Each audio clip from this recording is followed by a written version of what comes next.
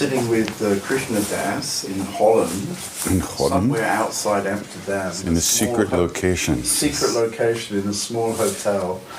I mean, we've met now for 20 or 30 minutes, and it feels like we always knew each other. You know, this is a very, very beautiful flow for me.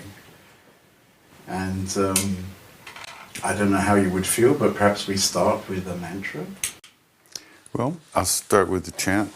I don't know, whatever you want to call it. I'd be happy to.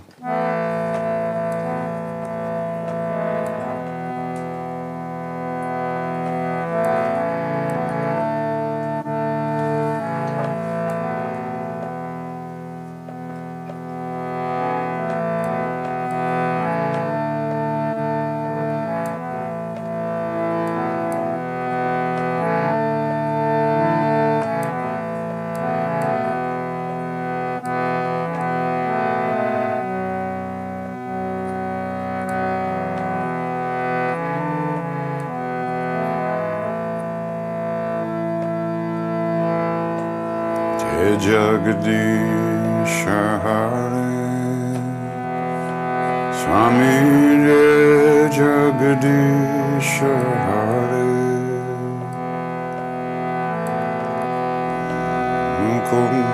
I forget the words. That's real devotion. The mind stops. Once I was with a very great Lama named Nyosho Ken Rinpoche, who was a Dzogchen master. And he was very sweet, and he called me Lama Hanuman. So I decided to sing something for him. I sang one line, and then my mind went completely blank.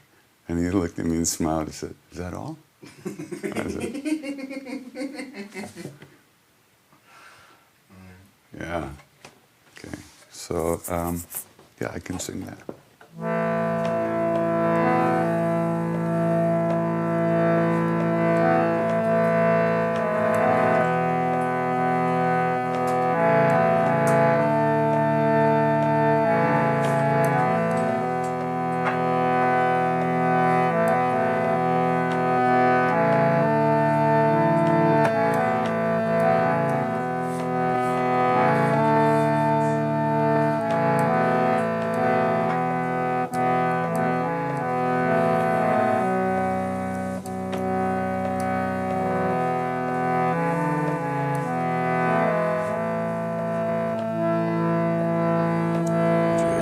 Jagadish Hare Swami Jai Jagadish Hare Bhakta Janam Ke Sankat Dina Janam Ke Sankat Shaname Dura Kare Jagadish Hare Jagadish Hare Swami Jai Jagadish Hare Bhakta Janam Ke Sankat Dina Janam Ke Sankat Kshaname Dura Kare Om Jagadish Hare Om Jagadish Hare Om Jagadish Hare.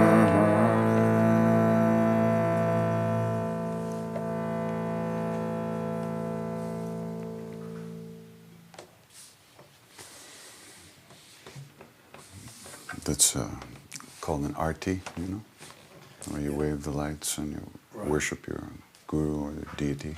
Right. I mean, clearly yours is the way of bhakti, devotion, through the medium of kirtan, if I'm right, and chanting mantra. Maybe you could just explain to us, for you, what is the difference of kirtan, chanting, and mantra, how it fits together. Well, Kirtan is very particularly the repetition of the divine names, which are Mahamantra, the real mantras, the perfect mantras, full mantras, great mantras.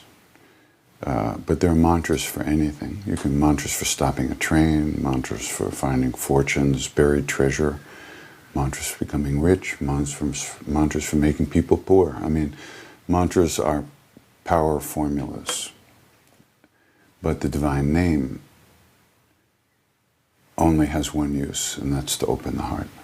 It can't be used for anything. There's no downside. There's nothing to worry about using it. But, when you use a mantra for a particular selfish purpose or self-centered purpose, there are rules about how to use it, and there are prices to pay for using it, because you're essentially taking the money out of somebody's account and putting in your own, or taking it out of your own and putting it in somebody else's if it's a beneficial thing. So there's ways to do that. But in the chanting of the name, the only rule is to sing from your heart and give it your best shot. That's So this is the effect of kirtan. When we sing together, we simply open up and come into that place together. Yeah, we uncover what's already within us, really. I don't know. I do it so much that I can't really think about it that much anymore in terms of how it works or what it is. But they say that through the repetition of the name, gradually but inevitably, this presence which lives within us, our own true nature, is uncovered. And it's that simple. The more you chant, the more you're planting these seeds that grow into opportunities to continue to do this, to uncover what's within. Because it's a very subtle practice. It's not just emotional bullshit. It's a very subtle practice, and it's a practice with no bottom. I mean, there's no end to it. Because Ramana Maharshi said that our true nature is one of invocation.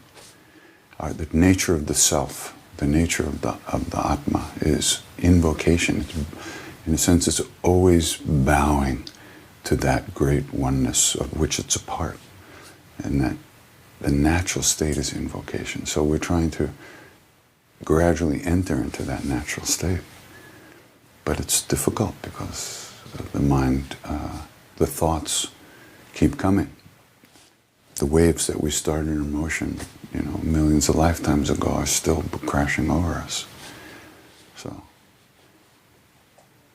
by doing this practice, we are meeting those waves in the best possible way we can. And we're not creating more in that moment.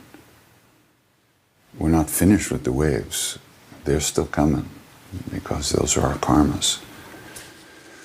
But we're doing the ultimate thing we could do in this moment is participating in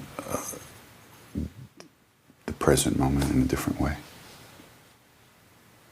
I mean, as you say, you're now, from all your years of mantra, you're sort of dissolved in the ocean. But for somebody who would be starting? I'm just starting. I feel like I'm just starting. Really, I'm not bullshitting you. Right. I don't know fuck all. I don't know anything about anything. And the more I chant, the less I know. Right. So I don't feel... The only thing that I see changing, that's changed over all these years I've been chanting, two things. One thing is practice-oriented. One thing is once I sit down to start singing, that's it. There's nothing else happening. It's just everything becomes a part of that practice in that moment. Everything. Whether the sound system breaks down or somebody starts crying in the audience, and it's all, or I start having some emotional breakdown in the middle of it all.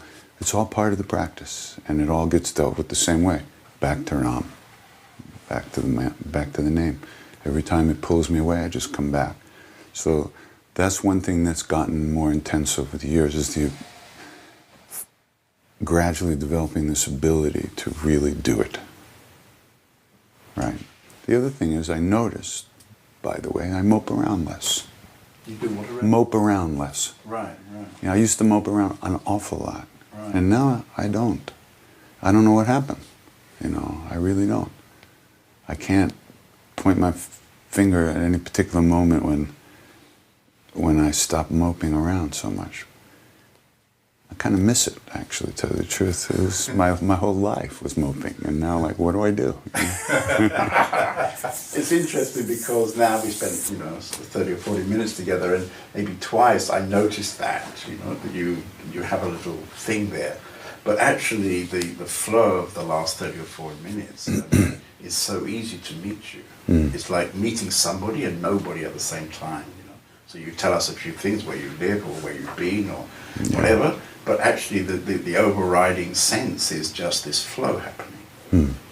And maybe when you're in the flow a lot, you don't notice that so much, but it's very I think if you're really in the flow, meeting. you're not noticing it, I think when you're really in the flow, you're not noticing it. You don't get to pat yourself on the back about it. Otherwise, arm has to stick out of the flow to pat yourself on the back. That's very beautiful. So this is one of my sort of regular questions, which I'm trying to tie in now. Traditionally, devotees had tremendous devotion to the master. Please say something about devotion in the pursuit of awakening. The master is awakening. The true guru, the Sadguru, is the awakened state. There's nobody there at all. It's just simply that someone who has completely transcended any limitation of self-centeredness, ego-centeredness, and a true guru is the awakened state, and you enter into that state. Anything that moves you towards that state is a positive thing. So devotion to the master, or devotion to the real guru, is actually moving you towards, or into, or however you want to say it, towards that awakened state, which he or she has become completely.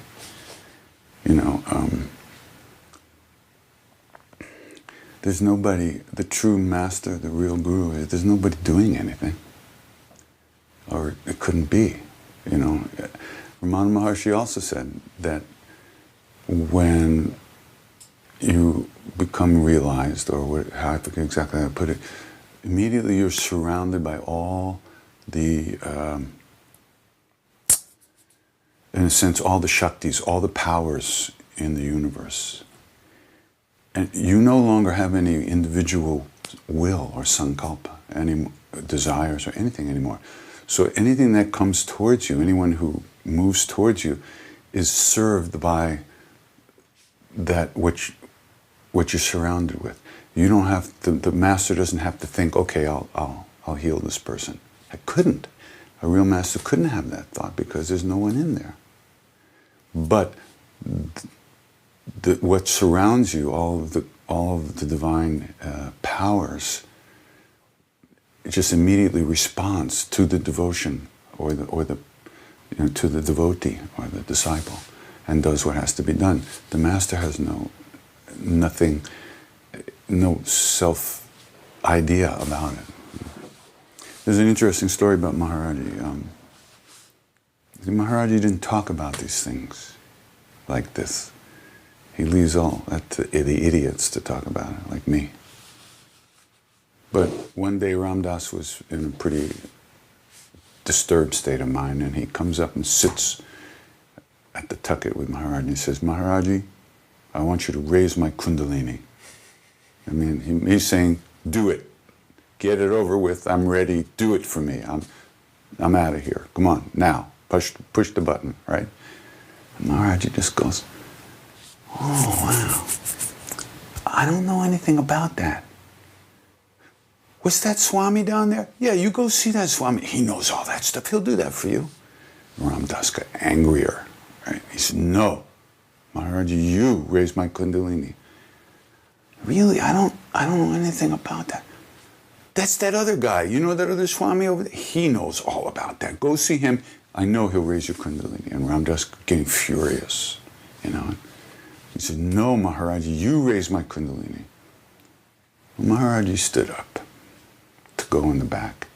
He throws his blanket up over his shoulder and he just looks down at Ramdas and he said, I only know two things, Ra and Ma.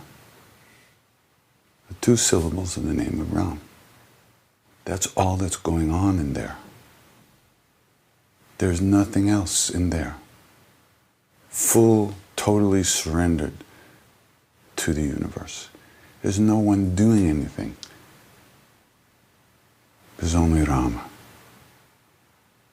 24/7, 365 and a quarter days a year. That's all there is. There's no one making decisions. Everything happens perfectly because he has merged completely with the universe, and everything that's supposed to happen happens, and everyone who turns to him gets something, whatever they need. It's like the Dalai Lama, you know, somebody once asked him, Your Holiness, how come everybody loves you so much? He said, I don't know. Maybe it's because I've spent my whole life caring about and considering the happiness of other people. That went by kind of fast. Let me say it again. My whole life, right? My whole life, caring about other people. There's only compassion in there and wisdom. There's nobody doing it. He doesn't sneak into the bathroom and go, I'm the Dalai Lama, I'm the Dalai Lama, and then come back out and be holy. That's not happening, you know what I'm saying? There's only compassion. He's not being compassionate in order to get off on it. He doesn't get any benefit personally because there's no person left. There's only compassion functioning in there. And wisdom and compassion, emptiness and compassion, bodhicitta, that's all there is in there. And it's the same with any great saint. There couldn't be anybody doing anything or it wouldn't be the same. So when we who are still encased in our stuff try to talk about this stuff, it's very difficult to get to describe or to try to transmit a feeling of what it's like being with a being like that. I mean,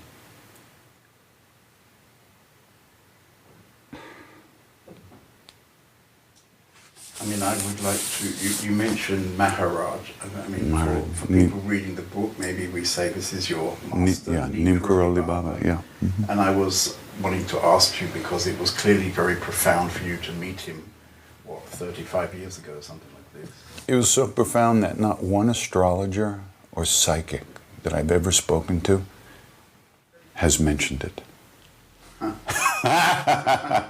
It didn't exist. It doesn't exist. It's off the radar of everybody I've ever talked to. I said, did anything happen in 1970? No. You know, what about, you know, these are when I was with him, you know. It's so funny. That's how profound it is. It just didn't happen. Could you tell us something from that first meeting, that first profound meeting? Well, really, the truth is I met Maharaji the first time I met Ramdas. Right. You know, Ramdas had come back from being with Maharaji. And it's a long story, but through friends I heard about him and I went up to visit him in New Hampshire at his father's estate. His father was a big lawyer and a philanthropist.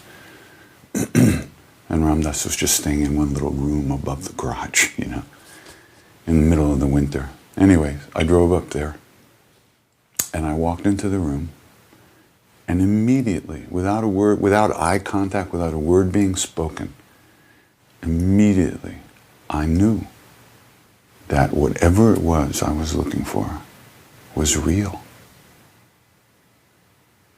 You know, I was how old was I? 20 years old. 21. And you know, this is 1968. There's not a lot of books in America, in the West, about spirituality. You know, autobiography of a yogi, Gospel of Rama Krishna, Zen and Japanese culture, a few other books, but not a lot. And I read all of them, but still, they were books.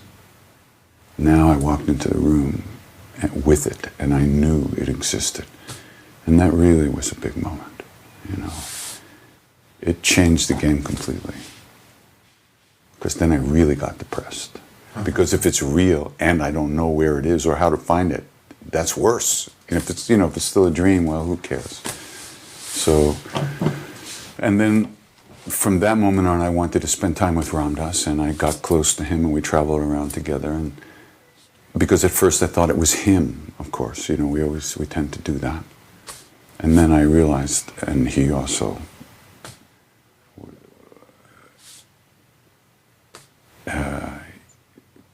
explained to me and showed me in many ways that it was what was coming through him, which was Maharaji. And of course Maharaji would say it was Hanuman coming through him. So where does it stop, you know? But that was a big moment when I first met him. And really, everything, even when I met Maharaji the first time physically, it was exactly the way I thought it would be. It wasn't new. It was like coming home to some place that I definitely knew and felt. You know, when I got off the plane in India, in Bombay in 1970, and you had to walk, you know, across the tarmac, yeah. When my foot hit the ground the first time, I was overcome with this feeling of like, I'm home. And at that moment I realized that I had never felt at home anywhere before that moment. It was, so yeah, it just got more and more, and Maharaji let us hang out. Almost, the Westerners stayed there for about 3 years before he left the body, the last 3 years of his life. We got to spend there. So.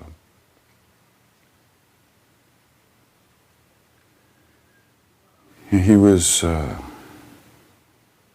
the physical plane. He didn't talk about spiritual stuff.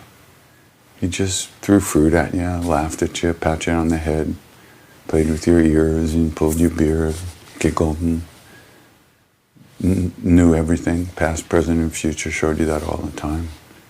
And he still there was this amazing story about Ram Dass's meeting. Where he had that happened every day, don't you understand? Every day with everybody.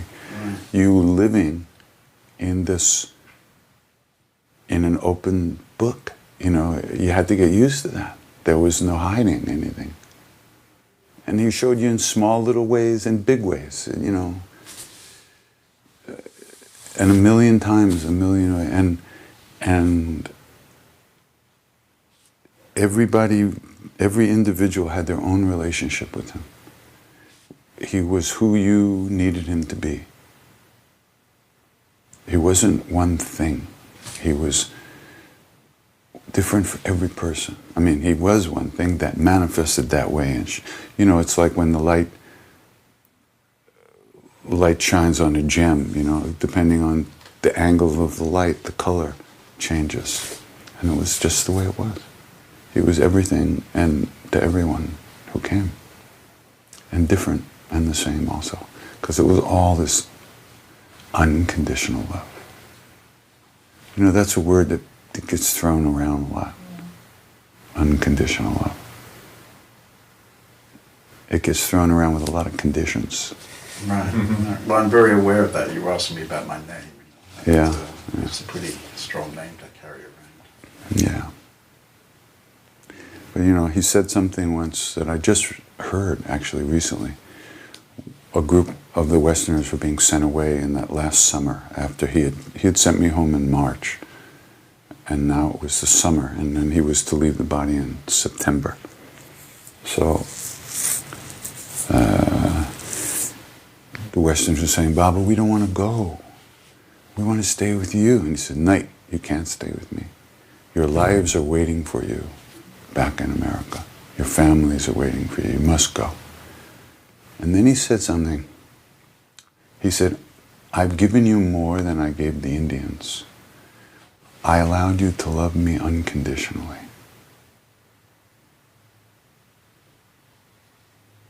Now, who can say that? Unconditionally. He didn't take anything from us. We couldn't give him anything except love. He didn't need anything. He said, why are you trying to give me money? He said, all the money in the universe is mine. Even the money in America. And he laughed. He couldn't be bought. He couldn't be sold. You couldn't buy his attention. You couldn't make him look at you, no matter what you did, until he did.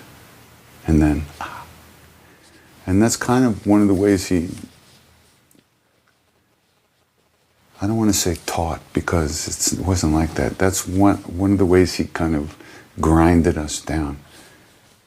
It's just that some days would go by when you wouldn't get a piece of fruit. You wouldn't get some prasad. And he might not even look at you. You know, and he's talking to other people on all sides of you, and you're there. And as the days go on, you start shrinking. You know, and it's like, and you say, what's wrong? What do I, you know, what's going on? And why didn't I get any prasad? And you just like start to have a meltdown. Completely, you have no, you're in this field of love. You have no protection. You can't, you're not like, you know, you can't stand back and control yourself. You want that love. And when it seems like it's not coming to you, it's like, you start to die of thirst. And then somebody will call your name and you'll turn, and then boom, you get hit right in the chest with a banana. And you turn, you look, and he's going, ah. You know, he knew exactly what was going on. He got you right at the moment, you know. So he would shine on us, and we would blossom. And then the clouds of our own stuff would come, and we'd start to wilt. And then he'd shine, and the clouds would disappear, and we were back. And then our stuff would come back. And then he'd shine, and like this. He'd send us away. He'd show up somewhere else. We'd find him. It was this game like this. It was really... There's an incredible picture and miracle of love of all the Western people standing together. Yeah. And they all look like light bulbs. Yeah. Unbelievable. Well, you know, in a dark room, a candle puts out a lot of light. But the sun puts out a lot more light, you know. And he lit us up, definitely. But speaking of myself, you know, I couldn't maintain that. I just couldn't maintain that. And of course, he knew that. And when he sent me back to America, he said, you have attachment there. You have attachment. And he knew what was going to happen. And yeah, I've had to work through my stuff continually, still, every day. So when he was saying, okay, you have to go back, your life is waiting, so was he really suggesting that you have to go back because actually you have to go through a process? You actually can't just jump into the light because I'm sitting here. You have to, the light has to come, I don't know if the right word is from inside of you. I mean, if there's stuff, you have to work through the stuff. Is that what he was inviting you? Pretty much, yeah, I'd say so. You know, the way I look at it is that he let the ones who weren't going to make it come see him. Otherwise, we weren't going to make it. I wasn't going to make it. That much I can tell you. I would not be alive today. There's no question in my mind. I didn't have the tools to stay alive. As it was, I came very close to being gone a number of times after being with him. But he had, in retrospect, I can see he had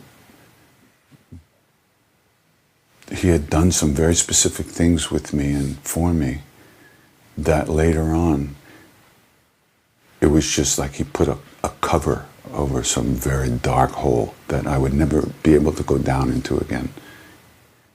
I just couldn't. He just closed it. And that all, it was, and even though I hit the cover a few times, I still couldn't go down. He really blocked that. He saved me. You know, did he suggest you would start singing and playing music? I'm sorry? Did he suggest you go back and play music? I mean, was no, that something? He did not. He didn't say anything. He didn't say anything. In fact, that's a whole Leela in itself. You know, there I was, 2.5 years in India, And my original plan, of course, was to stay forever. I never was going to go back. I left everything, I sold everything, gave away everything. And in my mind, of course I didn't say this to my parents, but in my mind, I had no intention of going back to the West ever. I was going to be a sadhu in India, you know. So finally he told me to go back when my visa was up, which would have been about 2.5 years. So now it's the next to last day. I'm just in Vrindavan, which is just about a couple hours from Delhi, and I'm leaving to go to Delhi to get on the plane and go back. But what am I going to do in America? I'd so totally closed that door in my mind and heart, you know, that I had nothing I wanted to do there. I mean, nothing I could imagine doing there. So I thought, I've got to ask him. And then there was the partner said, no, you have to have faith. Don't you dare ask. Have faith and just everything will be all right.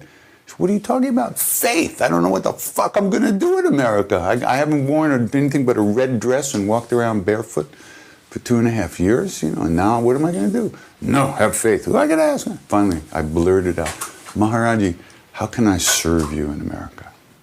You know how slimy that is? Because I wasn't thinking of serving him at all. What should I do? Tell me what to do. He just looked at me and laughed. He said, do what you want. He said, if you ask about service, it's not service. Do what you want. Well, first of all, I'd been celibate for almost 3 years, between the ages of 24, 23, and 26. Prime time. You know what I wanted to do. And he knew what I wanted to do, and he was saying, do what you want. Oh, and my mind went blank. I was just sitting in front of him like, and then he looked at me and cracked up. So, how will you serve me? Ha! And then I had to go. I walked across the courtyard, and I bowed to him from across the courtyard in what would turn out to be the last time I ever see him, so far. And as I was bowing, I heard my own voice. It wasn't like me saying it, but I heard my own voice. I'll sing to you in America. A very different quality to it than me saying it. I heard it, oh, I'll sing to you in America. It took me 20, how many years? He died in 73. 21 years it took me to start singing to him. 21 years. 21 years. But he was always there. I mean, through those 21 years. He was always there, but... some processes, probably. You went through some processes in those 21 years. I went through extraordinary despair and suffering and depression and self-destructive behavior. It was almost as if everything I couldn't really do to myself before I went to India, now I could do to myself. You know, so I did. I did. I was strung out on cocaine for a couple of years. And it was Tiwari who saved me. Mr. Tiwari. Yeah, I read somewhere that he came to America and told you, stop that, and you never did it again. He came to America, actually he was in Canada, and I went up to see him, and I had been up all night the night before smoking freebase. And I walked into the room, and his back was to me, you understand? I walked into the room, and he turned around, and I stopped at the door, and I had this weird feeling. And I actually was trying to back out of the door, and he turned around, and he said, promise me now, you'll give up cocaine. Now! Like that. You knew him, he could... And I just looked at him. He was the headmaster. Oh, he was the headmaster of this world. And I said, okay. And from that moment on. So he saved me, you know. And And then the music, you say after about 20 years, the music just started to... Well, I wasn't doing well. I really wasn't. And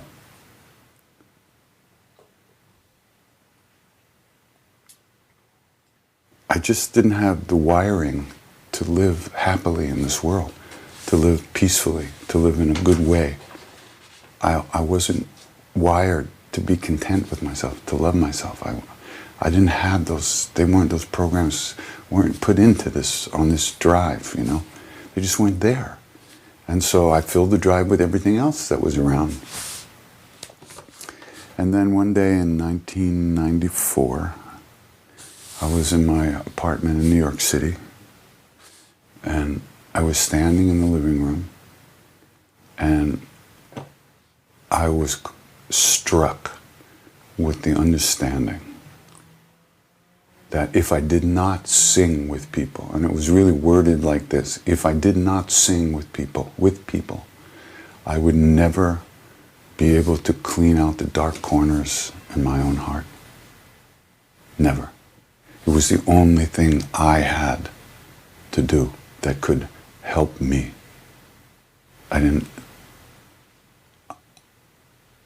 And you know, I'd done all kinds of meditation courses, Vipassana, Dzogchen, all kinds of stuff, seen all kinds of teachers, done all kinds of shit. But still, the house I was living in was filthy.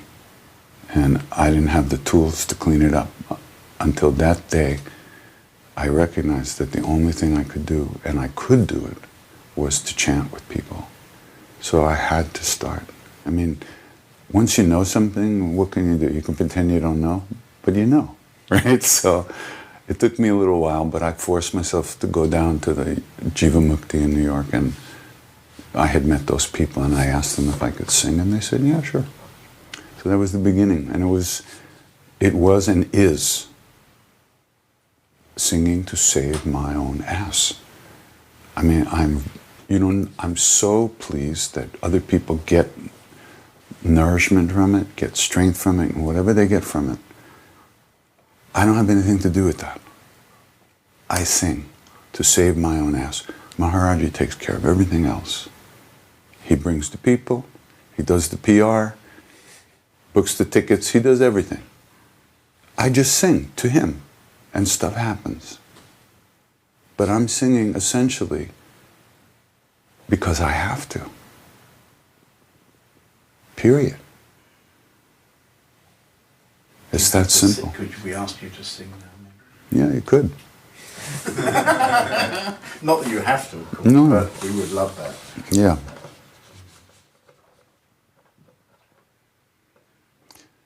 One thing is that the way I see things has changed. In other words, it's not so much me and all the other people. You know, my idea of who I am in relation to the rest of the universe has changed a lot too. So in other words, I'm singing for the one heart, which is here and there the same. So it's not totally selfish in the old sense of the word. But essentially, I'm singing because I have to. Whether, you know, he picks up that rusty old pipe and he plays beautiful music, and then he puts it down. And that's when I go to sleep and eat and do the rest of my life. Then he picks up the pipe and then I'm here again. So that's the way I see it. You know, it's hard to sell that to anybody but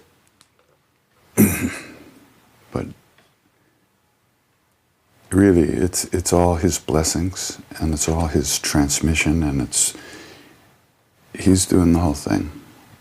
I'm just the puppet, you know, and happy to be the puppet.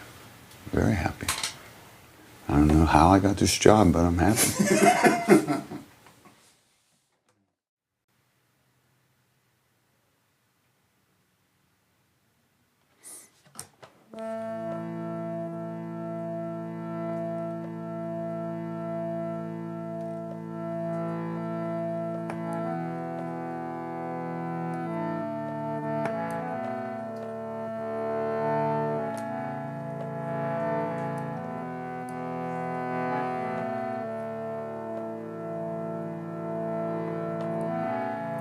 Bhajaloji Hanuman, Bhajaloji Hanuman, Bhajaloji Hanuman, Bhajaloji Hanuman, Shri Guru Charan Saroj Raja, Nijaman Mukuru Sudhar, Barano Raghubara Bamala Jasu, Jodaya Kupalachari, Buddhihina Tanu Janake, Sumiram Pavan Kumar Siaram, Balabudhi Vidya Dehu Mohi, Harhu Kale Subhika, Siyavar Ramchandra Paduje Sharam, Shri Ram Jai Ram Jai Jai Ram, Shri Ram Jai Ram Jai Jai Ram, Shri Ram Jai Ram Jai Jai Ram, Shri Ram Jai Ram Jai Jai Ram, Shri Ram Jai Ram Jai Jai Ram, Shri Ram Jai Ram Jai Jai Ram, Shri Ram Jai Ram Jai Jai Ram, Shri Ram Jai Ram Jai Jai Ram, Shri Ram Jai Ram Jai Jai Ram, Shri Ram Jai Ram Jai Jai Ram, Shri Ram Jai Ram Jai Jai Ram, Shri Ram Jai Ram Jai Jai Ram, Shri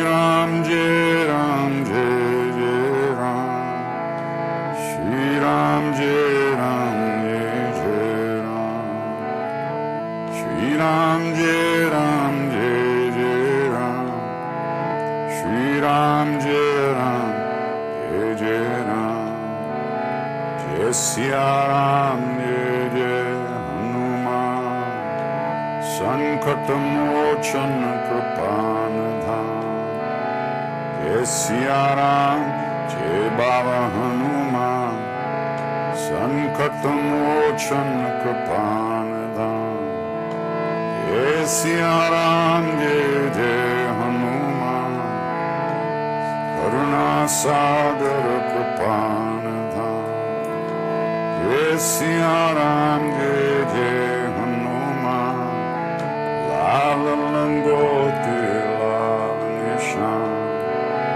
Shri Ram Jai Ram Jai Jai Ram, Shri Ram Jai Ram Jai Jai Ram, Shri Ram Jai Ram Jai Jai Ram, Shri Ram Jai Ram Jai Jai Ram, Sitaram Sitaram, Sitaram Jai Sitaram, Sitaram Sitaram, Sitaram Jai Sitaram,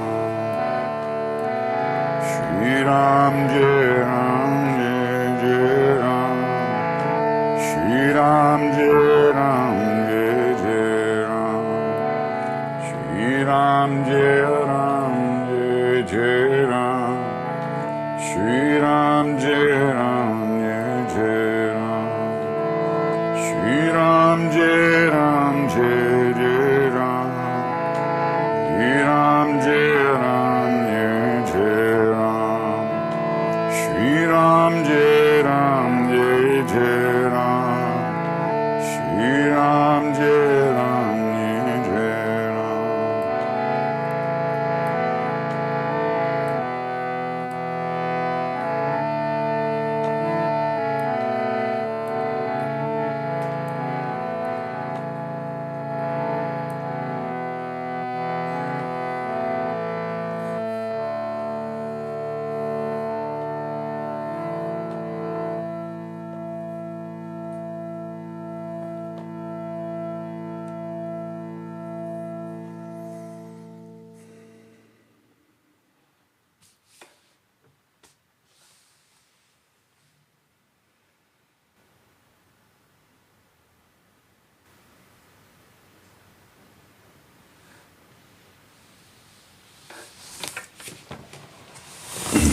have a question about destiny, because About destiny, destiny. about destiny. Mm-hmm. Because I was actually going to ask you to sing a ram, and then I got the message immediately. I don't need to ask you because you're going to play it. And as you were playing it,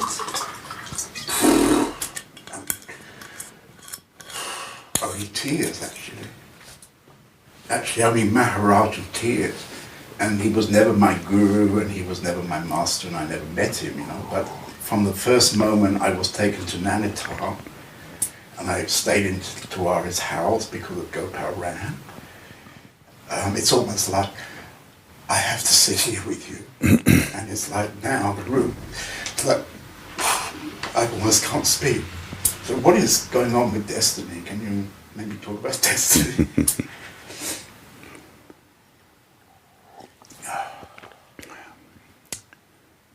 If you look at destiny the right way, I think you'd have to call it grace. Just depends how you look at it. We're walking around in the dark with our eyes closed, you know. What can we know? What can we see? You know.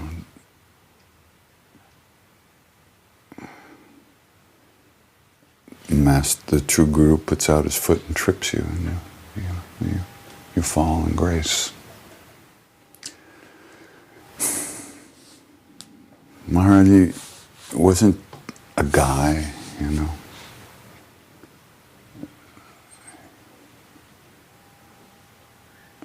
He always just seemed to go like this, you know.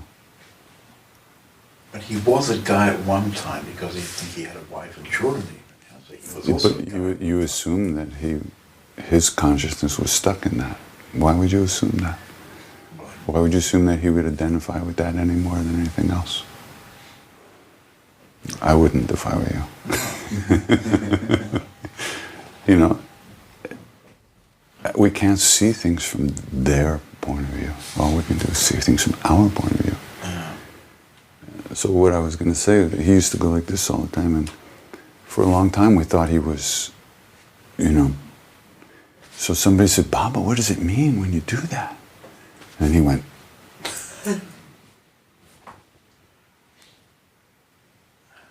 what does that mean? He said, many names, many forms, all one. This is who he is, Mr. All One. All one. That's all he was about. All one. Nothing before that, nothing after that. All one. That's what that was, you know, that's what he was about. All one. Every path leads to the same goal. All one. Everybody's part of the same one, all one. Anything you can say that ends with all one is what he's about, you know. You come and you go, you think you're here, you think you're there, but you're not. It's all one. You're always here in that oneness. And at those moments, if something happens that, you know, opens us to that, that's grace, you know.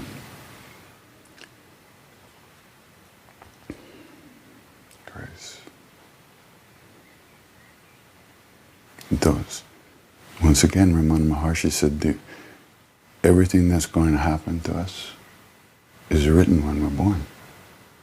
The only freedom we have is how we meet each moment as it arrives. So, he doesn't say it's going to be good or bad or difficult or watch out. He doesn't say anything. He just says it's written. We don't know what's written. The freedom we have is how we meet each moment. And when I sing, I sing to that presence that is Maharaji, and that presence is everywhere all the time. So I'm just remembering it more strongly in those moments, entering into it more deeply. So,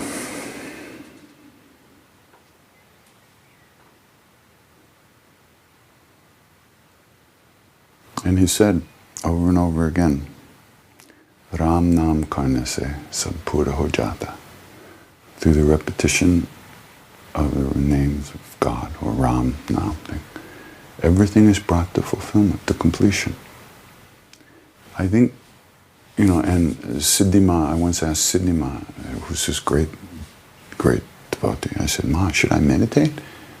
She said, in all the years I was with Maharaj, not once did he ask me to meditate. And she said that meditation is a state that arrives when you're ripened. When you're ripe, you enter into that meditative state. She in her, or in Maharaj, I wasn't sure who was talking at that point, but in Maharaj's way of looking things, you can't willfully create that space, because that space is beyond any personal. You can open to it to some degree, but you can't make it happen. And when you're ripe, that's the fruit. When the fruit is ripe, it is that state of pure awareness, pure being. And these are not, he wasn't interested in meditative states and concentration states and as they say in Buddhism, the jhanas, or in Hinduism, or yoga stuff, the samadhis, the different samadhis, He wasn't interested in that stuff. When we asked him, how do we find God? Which seems like a reasonable question to ask your guru, if you can ask him anything. He said, serve people. He never told us to sit and meditate. He never told us to sing as a way to advance ourselves spiritually. Sing because you love to sing. Sing out of love. Sing to bring yourself into that presence, but not to accomplish something. He never told us to meditate, but stuff would happen around him, Like one time,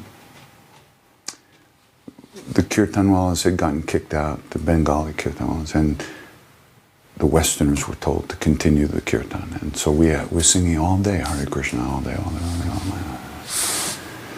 And I kept on, and when we were singing, you couldn't be with him, because he would come out and all the other Westerners would be with him, and then me and whoever's shift it was, we were stuck over there singing this miserable stuff, When we wanted to be with him, what the fuck are we doing here, we can't, I don't know.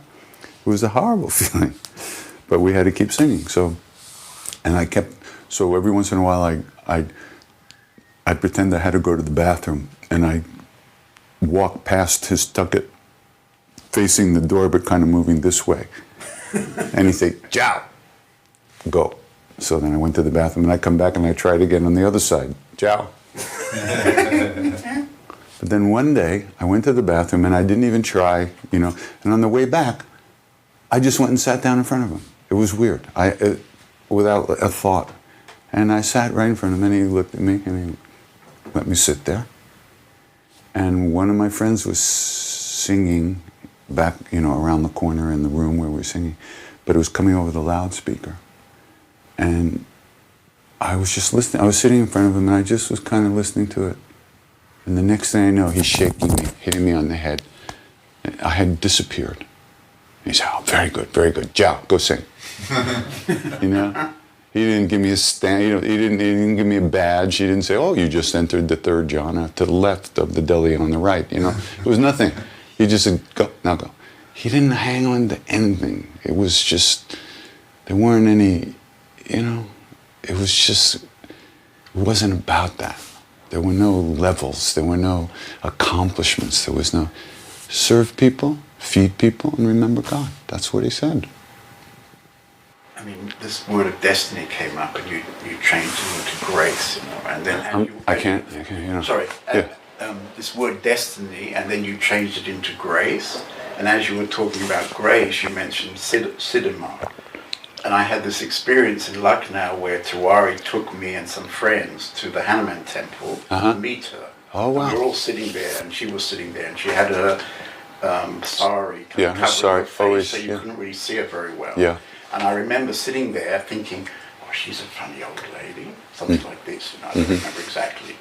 And in that moment, she just suddenly shone like a diamond. And I suddenly found myself saying, oh, she's the most beautiful woman I've ever met. And it just changed like that. It was At the very least, yeah. It was totally weird, It was like she knew I thought that, and she just showed me something else. She did, and she did. And that's what she does. And I was completely blown away. So Yeah. is that grace? Yeah.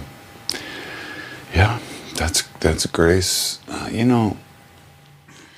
I don't know. Grace must be, in some way, the natural state of the universe.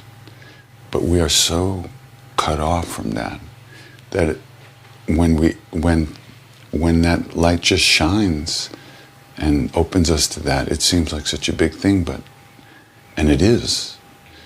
But from the universe of grace, it's just natural. I mean, these beings exist here only for our sake. They're not getting off on being here, especially. They don't go to the movies to enjoy themselves. They have no work to do anymore.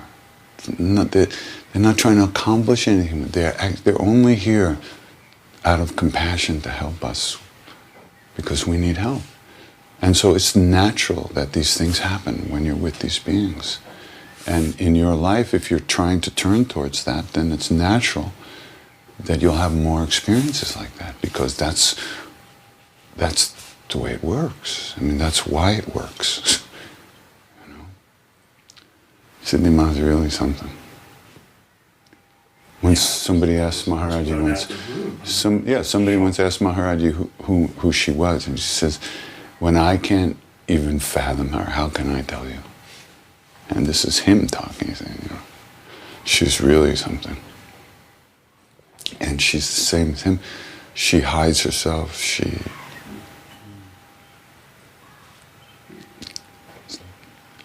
You've expressed your ambition is to be always in the presence of love. Would this be your definition of enlightenment? I don't know. I don't know what enlightenment is. I mean, intellectually, we could talk about it forever. I've studied with a number of really great lamas and rinpoches, and there's a lot of definitions for enlightenment, but I'm not really interested in that. I mean, theoretically, I would like that, If I had a choice of that and a pastrami sandwich, I'd take that. I guess that's the kind of New York reply. I don't eat meat anymore, so it'd be a very easy choice. But I don't know. I'm really a very simple person, I think. I just want to be in that loving flow. I want to be in the presence of that love, like I experience when I'm with Maharaji, either inside or outside. That's what makes me tick, and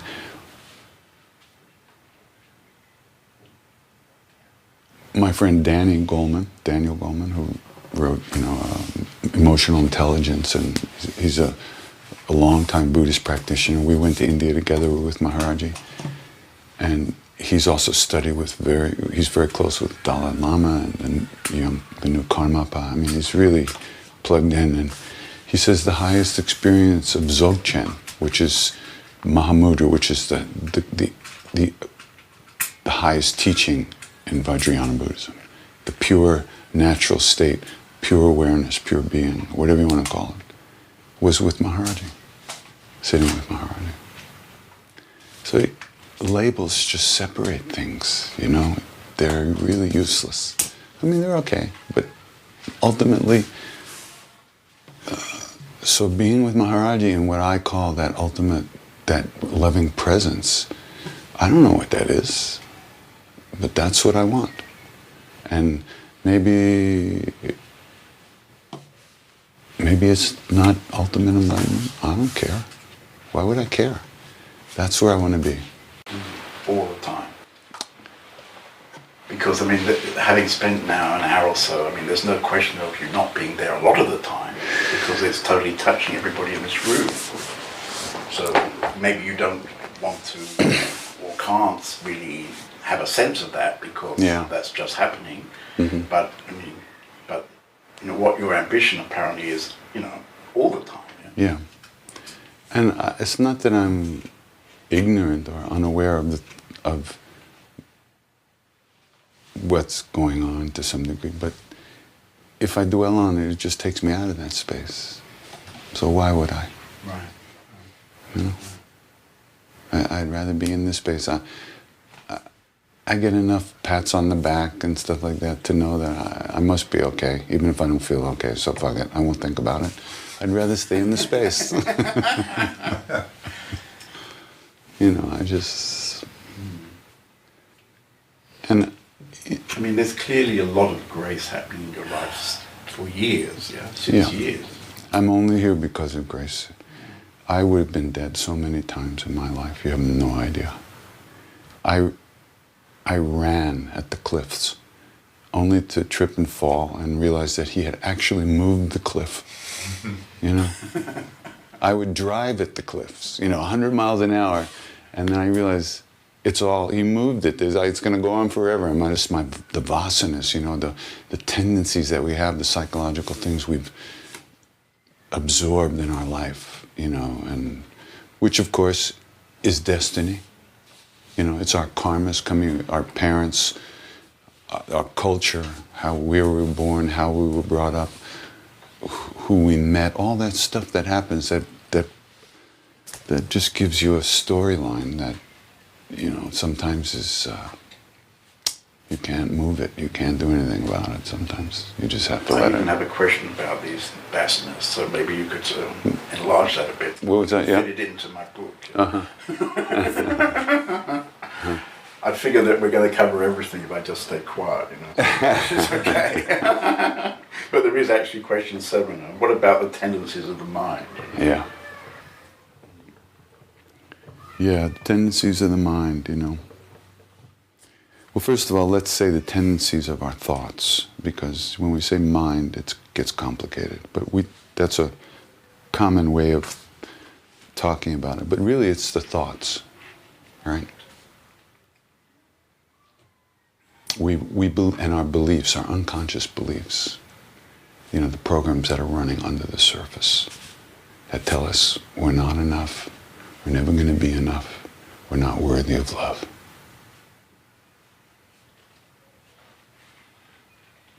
No matter how much water you pour into a bucket that's full of holes, it's gonna just go right out.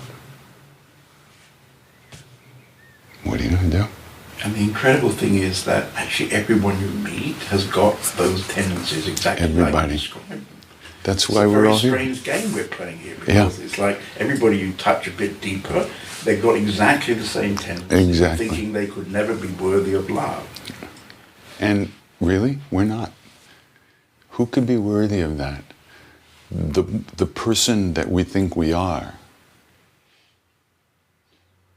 is a combination of all these fucked up beliefs about ourselves. And those fucked up beliefs are not worthy of love in some way. They can never accept love because they don't believe in it. They don't believe it's possible. It's not a question of worthiness. But then when love shows up, it just obliterates all that stuff. It obliterates those beliefs. They disappear like mist in the sunlight, it just, and you see they were irrelevant. And yet we hold them. We hold them even after we have glimpses that they're irrelevant, we grab them again. That's one way of saying it. But once again, when you say we hold them, that implies that there's someone in there who's real, holding on to something that's real. These thoughts come, they say, from our own karmas. They're waves that we put in motion in the ocean millions of lifetimes ago. And a wave just goes until it comes against something that stops it. So it comes into this moment from the past, But the thing is, we believe it. That thought, I'm a piece of shit. We don't question that. We think it immediately. Isn't that insane? That's complete insanity. Believing our thoughts. Yeah. But we do it. Everybody does it. That's right. So what's when you do practice regularly, over time, you begin to get this much of a vote about whether you're going to believe that stupid asinine thought or not. Like the first time we talked about chanting and how it started. When those kirtanwalas were kicked out and we had to sing all the time, there I'd be singing Hare Krishna, Hare Krishna, Krishna, on and on, bored out of my mind. But he forced us to sing long enough that something actually began to happen. And what happened was the thoughts that would come and take me with them for X amount of time until they were over, as they came through the space, they didn't grab me the same way because I was chanting. And as the days went by, and the hours, 8 hours a day, as that began to actually, the thoughts lost the power to get me. They just lost the ability to grab me for any length of time. And if they grabbed me, it was just like, and then and Hare Krishna kept going. And the thoughts just floated through. Thought effortlessly. I wasn't practicing witness consciousness. I was just chanting. But the chanting just moved me so deep in there that the thoughts, so I wasn't thinking the thoughts when they came. And that's, I think, the direction that we're talking about. You can't think yourself out of thinking. It ain't gonna work. It's like trying to pick yourself up like this. You can't do it. You have no leverage. But when you chant, you move deeper, more deeply into yourself, and then you naturally can let go of those thoughts. Naturally, spontaneously. Not, okay, now I'm going to let go of the thought. You can't do that. But because you're paying attention more and more fully to this name of God, which is your own true name, the name of that place in your own heart that's deeper than anything you could think or feel emotionally or physically. Because you're repeating that name over and over, you're moving there, and then the thoughts naturally get let go of. And so, when you talk about programs that we were born into, and the things we believe about ourselves, you gotta practice.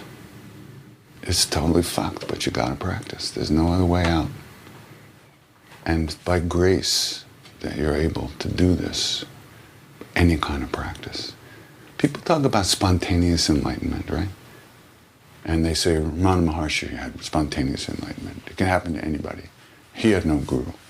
And he himself said, what the fuck are you talking about? I had no guru? Don't I sing to Arunachal?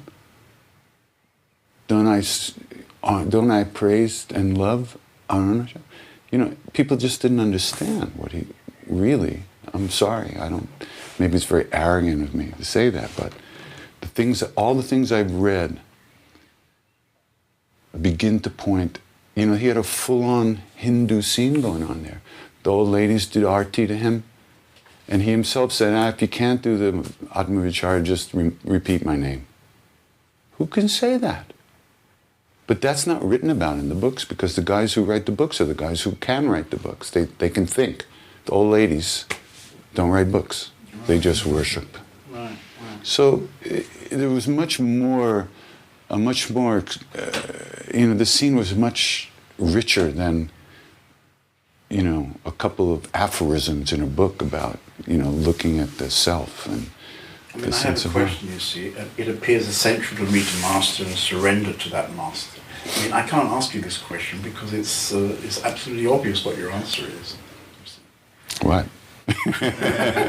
Tell me. It's obvious because, Yeah. this is just happening to you through grace all the time. Yeah, and surrender is not something we do. Right. Surrender is, in the devotional language, surrender is the goal. Like when I described to you before, Maharshi said, there's only Ra and Ma. In his whole universe, there's only Ram. And Ram is not a guy with a bow and arrow and blue skin or green skin. That's the whole universe. There's no one left in there. There's no one's taking the name. There's only the name going on. That's ultimate surrender. They said that he had no consciousness of his body.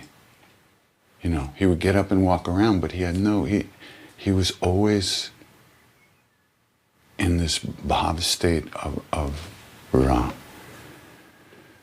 And it's easy to try to put that in a hole, in a pigeonhole it, and say, oh well, it's different than Ramana Maharshi's state and stuff like that. You don't know this, but when Tiwaris told me this, I think he was with Maharshi up in the hills somewhere, and all of a sudden Maharshi started to cry piteously, and he pulled the blanket over his head, and he cried for a really long time. And then he came out of the blanket, and they said, Baba, what is it? And he said, oh, he's in so much pain. He's in so much pain. India's losing such a saint today. And it was just as Ramana Maharshi was passing. He's in so much pain. He's suffering so much. But if you see the pictures of Ramana Maharshi, he doesn't look like you or me would look if we were suffering. But still, it's different from their point of view, And That's a very beautiful story which you just told us.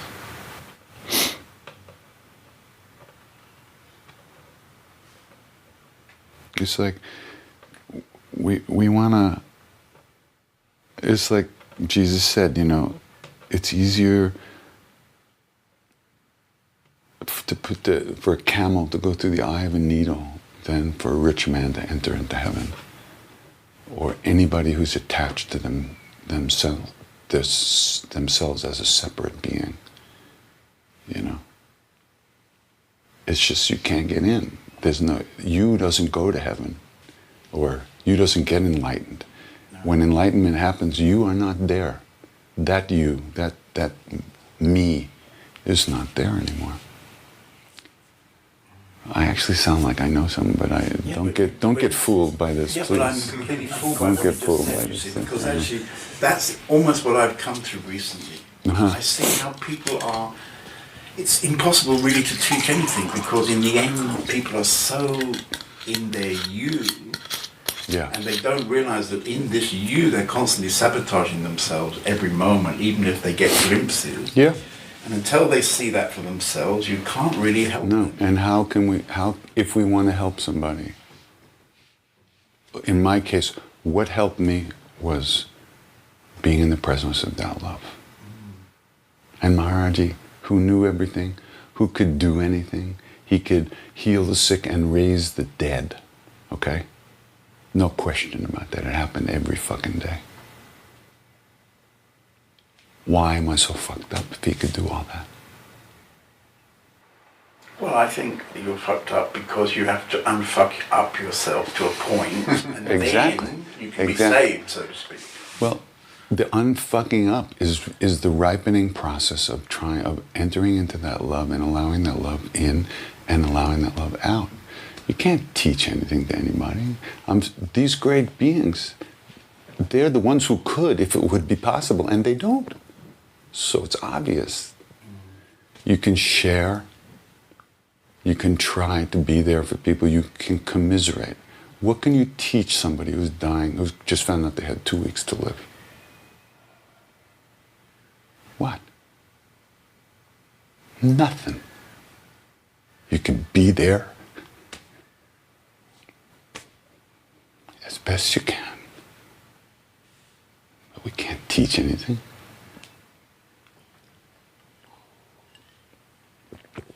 Siddhima doesn't teach anything. She loves you to death.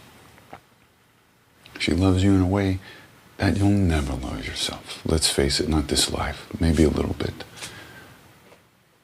Let's get real. How much can we really accomplish?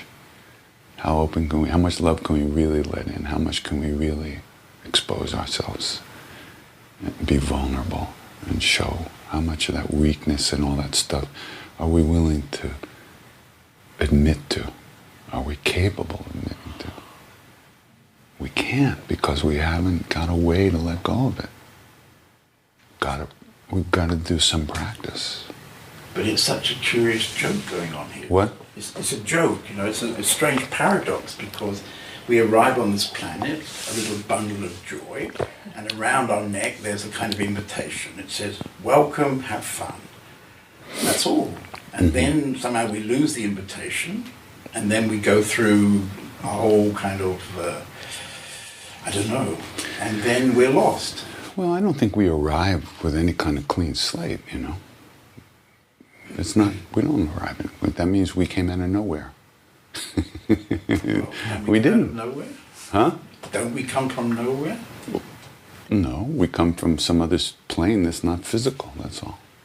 We drop into this one through a body, through a womb, but it's not like we were nobody before. When you dream at night, you can live a whole lifetime in 5 minutes, and then you wake up. But when you were in your dream, it seemed completely real, right? When you wake up, you realize it was just a dream. So, you know, the levels of reality are kind of like that. We only, because we're attached to our senses and our thoughts, the world we live in is limited to that. If we had different senses, we could see. Buddha's right there. Or maybe he just left to go get a cup of coffee, but he was there. We would see these things. And there are beings who have those senses developed and can see those things. But we don't. So we are stuck in the logic of this world that we have to work our way through. I mean, I don't know personally that reincarnation exists or doesn't exist, but it seems reasonable. And Maharaji once kind of admitted to me that that it was real, that there was reincarnation. An ex-girlfriend of mine killed herself, and then she came to see me. So it was really, killed herself in America, and I was in the mountains in India.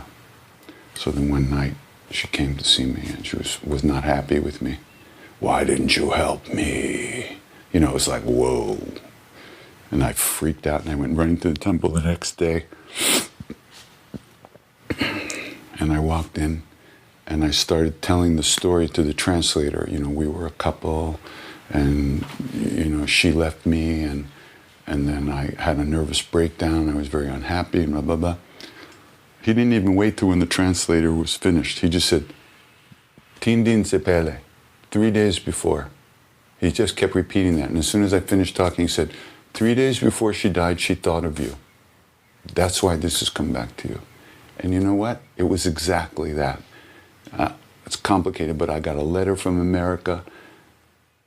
By the time it arrived in Nainital, up in the mountains, she had already been dead. She was already gone because it used to take 2 weeks. And later on, I looked at dates on the letter, and I saw 3 days before she died, a friend of mine went to visit her. And she came out of this catatonic state in the hospital, and she asked about me. We hadn't seen each other for years. And then the friend wrote that letter. By the time I got the letter, she'd been dead 10 days. So, anyway, he knew exactly what was going on. He banged me on the head and said, "Don't worry, she won't bother you anymore." And I said, "Okay, but what about her? What about blessings for her?" "Teak, she'll be okay now." I said, "Really? She'll have a good birth next time?" "She'll have a good birth." Just with those few words, he kind of let the rabbit out of the hat. she'll have a good birth. It means he knows. He told me that it does work like that. So you're saying we arrive not empty, but we arrive with certain tendencies already established? you would think so, you would think so. Why would we think that because a baby's newborn in this world that it has no tendencies, that it comes in? I mean, from the worldly point of view, it seems likely. Oh yeah, why would that person have any tendencies? But from what we kind of, in the East, you would kind of think that it wouldn't be like that. Why would somebody get born in the first place if they didn't have a need to be here? If they didn't have karmas to work out? I'm good. I got a whole bottle of myself here. Right? Why would we, in Buddhism they talk a lot about cause and effect, and that if something's here, there's a reason it's here. Nothing, they destroy Buddhist psychology and logic is just like, I can't, follow it. But I've been around it enough to get the very base, how Brahma woke up and looked around and didn't see anybody else. So he created some people, and then he thought he was the creator. But what did he wake up from? He exhausted his especially good karmas, and he dropped down from a finer world, a finer reality, into a heavier reality where he found himself alone. But he had actually dropped down from a higher plane. But he didn't remember that. So he thought he was the creator. So everything has a cause. Can't not have a cause. Birth has a cause. Physically, your parents got it on. That's a cause. But why were you there? There's some reason that you came in at that moment. You needed to be with these people and to absorb the bullshit they were going to lay on you, and then have to work that out. So,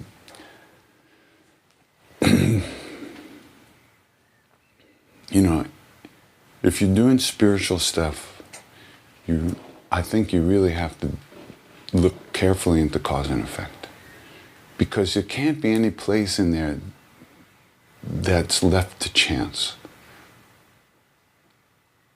It's things you can't understand for sure, but chance, really, cause and effect is such a beautiful thing. The laws of karma are so.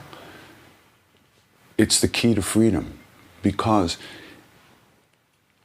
in this moment we have the possibility of making a choice, it seems to us in this moment. And so we can choose a different way of meeting this moment and a different way of reacting or acting in this moment. And that in turn is a cause of something in the future. When somebody comes at you with a knife, if you then shoot them before they get there, you've just created a pretty intense karma, right? If somebody comes with you with a knife and you find a way of avoiding it, or even looking at the person and laughing and everything goes away, that's a whole other future. So, unless you do practice, and I don't mean chanting, I don't mean any specific practice, but whatever you find as a practice, you don't get present enough to be there when those moments come of choice, which is every moment really, in a sense. I mean, Ramana Maharshi suggested this practice he called Self-Enquiry, where you keep coming back to the source. You bring yourself into the source and not just get attached to the next thought that comes. Mm-hmm. Keep coming back. And in a way, that seems to me to be one of the basic practices of all practices, because that's what's happening also with the chanting. If I forget I'm playing the harmonium. You can't get attached to all the thoughts. You Yeah. keep staying with the source, yeah. Exactly, yeah. So if we stay with the source and don't get attached to the structures and the ideas and all this, just keep coming back. I coming back. In the end, presumably, we come to a moment when we just stay there. Yeah. And then, theoretically. Yeah. Yeah. Yeah. You know, that's the way it's laid out, but how that's going to play out in your life is unknown.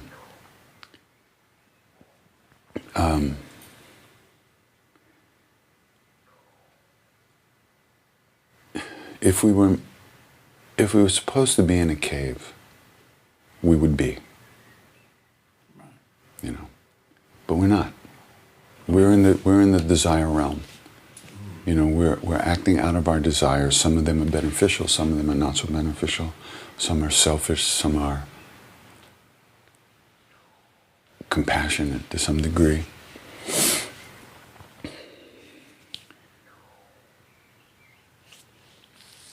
In my life, there's been a funny pattern that I notice where when I do have a real deep experience, it winds up opening the door to a lot of stuff that I didn't hardly even know I had.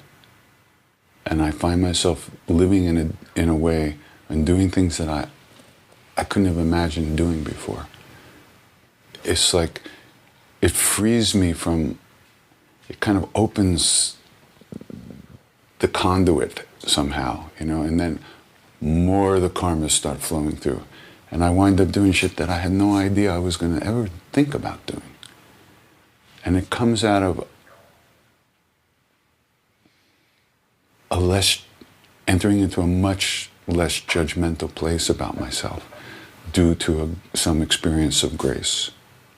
And when I judge myself less, then I just allow myself to be more and more whatever comes, whoever I am. And I wound up in situations that I couldn't have possibly imagined. And this is one of them. Yeah, right. Here we are. We don't even know where we are. And not only that, but just the chanting, you know what I mean? I don't even, how did this happen? You know?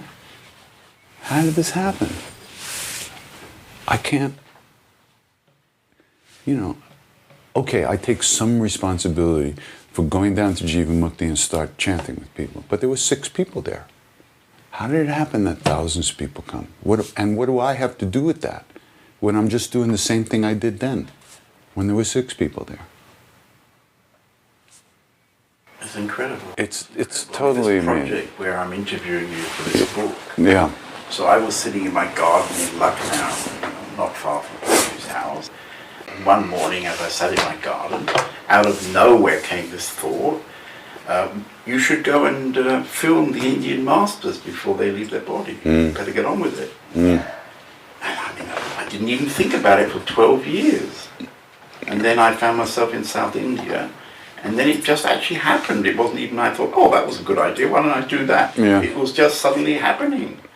And then when I'd done the book and the film with the Indian masters, I thought, oh, well, I could film a few Western masters. You know? And here I am, you know, 8 years later, sitting here with you. And I mean, there was no idea really. It just, like, where did all that come from? Yeah, it's amazing. And the less you think about it, the better it is. Yeah. I mean, the more we allow it to happen, we allow whatever's in there to just kind of come out, it comes to go, you know, and we live, we do what we have to do, and then the next thing happens, so. Yeah.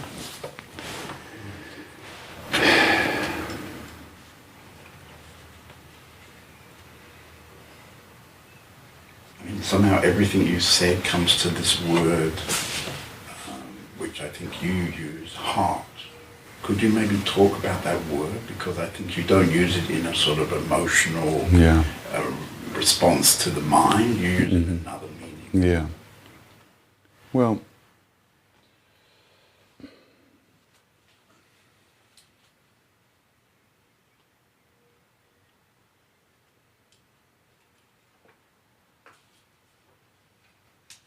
I just, when I use the word heart, I really mean the heart of the matter, you know, the real essence of our being, you know, certainly beyond any kind of emotion or thought. And of course,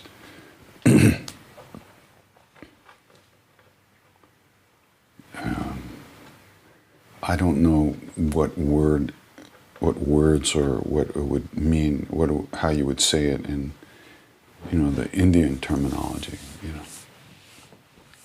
But mind and heart are very synonymous, and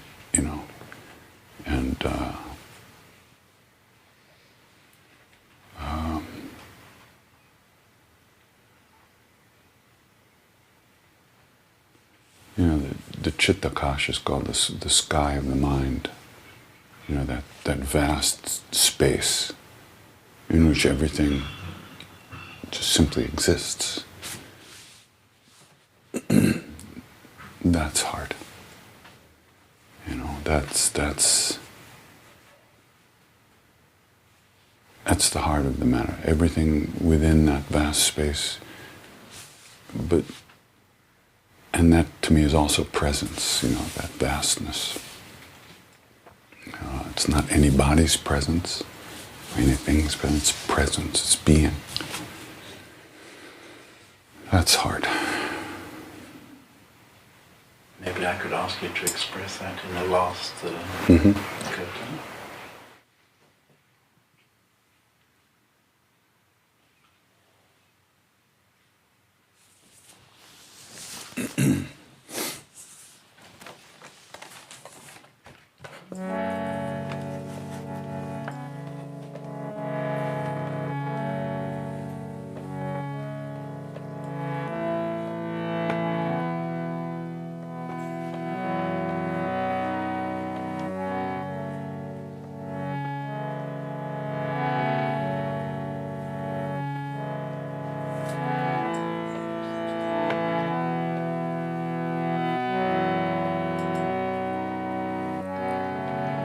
Holding me in your arms, vast embrace, only love, shining in endless space. All I want is to be with you. All my prayers have been heard. All I want is to rest inside your heart as wide as the world.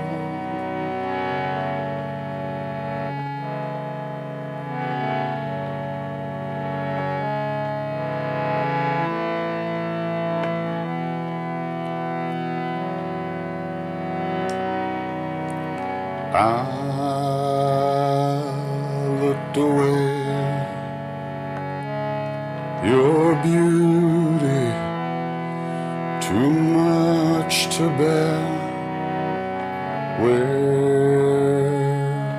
could I run?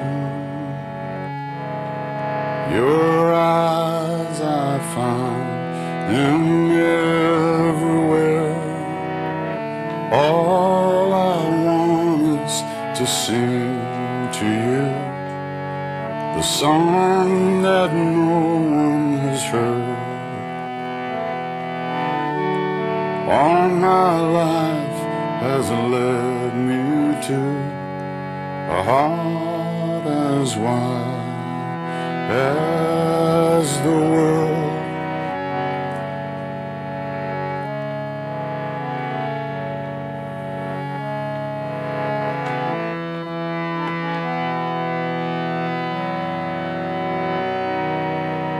Sri Ram, Jai Ram, Jai Jai Ram, Sri Ram, Jai Ram, Jai Jai Ram, Sri Ram, Jai Ram, Jai Sri Ram Jai Jai Ram, Sri Ram Jai Ram, Jai Jai Ram, Sri Ram Jai Ram, Sri Ram Jai Ram, Jai Jai Ram, Shri Ram, Jai Ram, Jai Jai Ram, Shri Ram, Jai Ram, Jai Jai Ram, Shri Ram, Jai Jai Ram, Shri Ram Jai Ram, Jai Jai Ram, Shri Ram Jai Ram,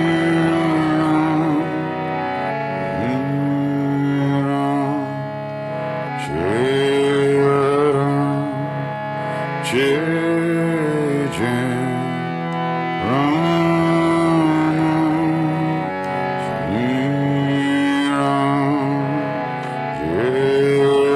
Ram, Jai Jai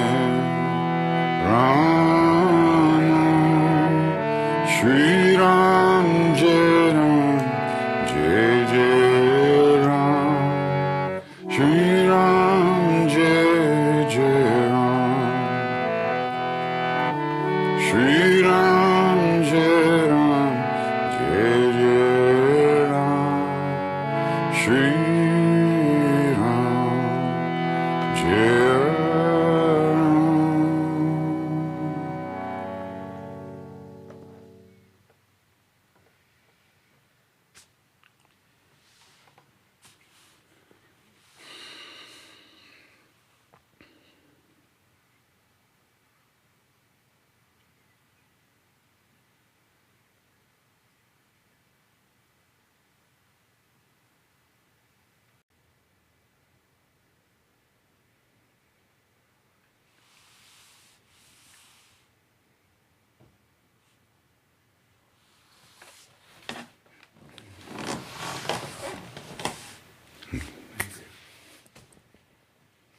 Should never start me talking. Well, maybe it's not the words.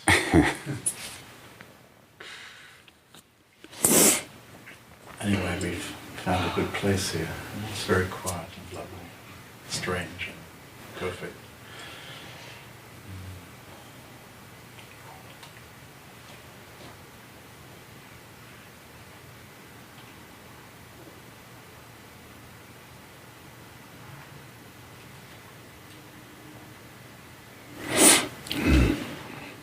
It was very, very beautiful. Thank you, yeah, very nice.